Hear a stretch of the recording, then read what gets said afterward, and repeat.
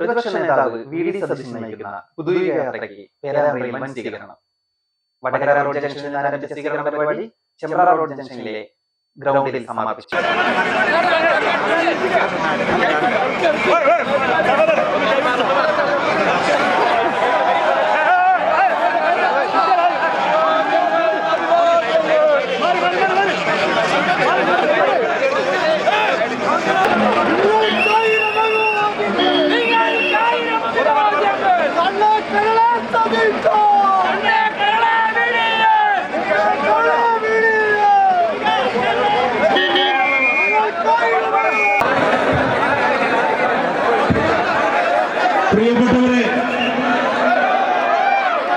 പ്രിയപ്പെട്ടവരെ, മച്ചാട് ഗ്രാമപഞ്ചായത്ത് 1-ൽ നിന്ന് 7ആയോ? അരിക്കുളത്ത് കൂടിയോ? പൊറയൂര് തിരിച്ചു പിടിച്ചോ? ചക്കട്ടപ്പാറ 25 കൊല്ലം കഴിഞ്ഞ് പിടിച്ചോ? ചങ്ങരോത്ത് തിരിച്ചു പിടിച്ചോ? കൂത്താടി തിരിച്ചു പിടിച്ചോ? പേരാമ്പ്ര തിരിച്ചു പിടിച്ചോ? എണ്ണിക്കോ. പ്രതിപക്ഷ നേതാവിന് വാക്ക് കൊടുക്കുന്നു. പേരാമ്പ്രയിൽ UDF-ന്റെ MLA ഉണ്ടാകും. വാക്കല്ലേ, നെഞ്ചിൽ കൈവച്ച വാക്കല്ലേ. പ്രിയപ്പെട്ടവരെ, ഒരു പ്രസംഗത്തിന് മുതിർന്നില്ല. പുതുയുഗ യാത്രയുടെ നായകന് പേരാമ്പ്രയുടെ ആർദ്രമായ സ്വാഗതം ഈ വേദിയിൽ നേരുന്നു.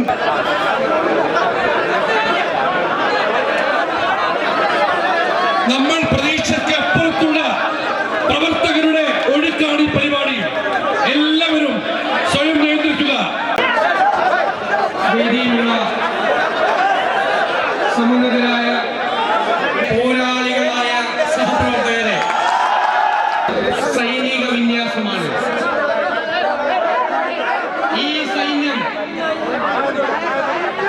ഒരു യുദ്ധത്തിലും പരാജയപ്പെടില്ല എന്ന് ഉറപ്പു നൽകുന്ന ഒരു പരിപാടിയാണ് പേരാമ്പ്രയിൽ നടക്കുന്നത് എന്ന് ഞാൻ വിനയപൂർവ്വം പറയാൻ ആഗ്രഹിക്കുന്നു. ഈ പുതുയുഗയാത്രയ്ക്ക് പേരാമ്പ്രയിൽ നിന്ന് നൽകുന്നത് ഡബിൾ എനർജിയാണ്. ഇതൊരു വലിയ പ്രഖ്യാപനമാണ്. നമ്മുടെ UDF വെറും UDF അല്ല, ടീം UDF 100-ലധികം സീറ്റുമായി കേരളത്തിൽ അധികാരത്തിലേക്ക് തിരിച്ചു വരും. നമ്മൾ ഈ ദുർഭരണത്തിന് അന്ത്യം കുറിക്കും. ഒരു പുതുയുഗത്തിന് നമ്മൾ തുടക്കമിടും. പുതുയുഗത്തിന് മാറ്റമാണ് കേരളത്തിൽ മാറ്റം. 6 ലക്ഷം കോടി രൂപയുടെ കടബാധ്യത നമ്മുടെ തലയിൽ കെട്ടിവെച്ചിട്ടാണ് പോകുന്നത്.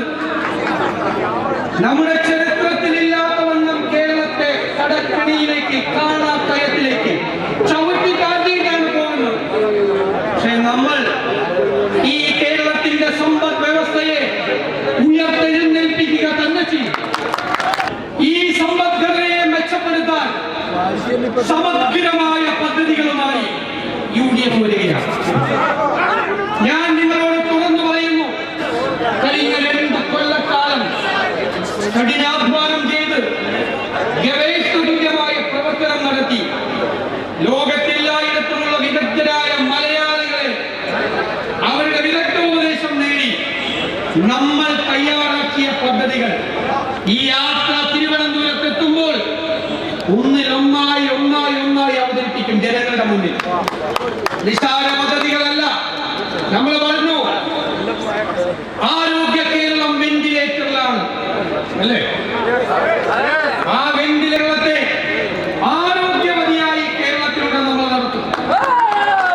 നാളെ കോഴിക്കോട് നമ്മൾ ഉണ്ടാക്കിയ ഹെൽത്ത് കമ്മീഷൻ, നമ്മൾ നടത്തിയ 300 ഡോക്ടർമാരെ പങ്കെടുപ്പിച്ച് നടത്തിയ ഹെൽത്ത് കോൺക്ലേവ്, 180-ലധികം ഡോക്ടർമാർ പ്രവർത്തിച്ച് ഈ കേരളത്തിന്റെ ചരിത്രത്തിൽ ഇന്നേ വരെ ഇല്ലാത്ത ഒരു വിഷൻ ഹെൽത്ത് ഡോക്യുമെന്റ് നാളെ കോഴിക്കോട് പ്രഖ്യാപിക്കുക. ഇത് പുതുയുഗത്തിന്റെ തിരശീല വീഴുകയാണ്. ഇനി കേരളം പിന്നോട്ട് നടക്കില്ല, മുന്നോട്ട് കുതിക്കും.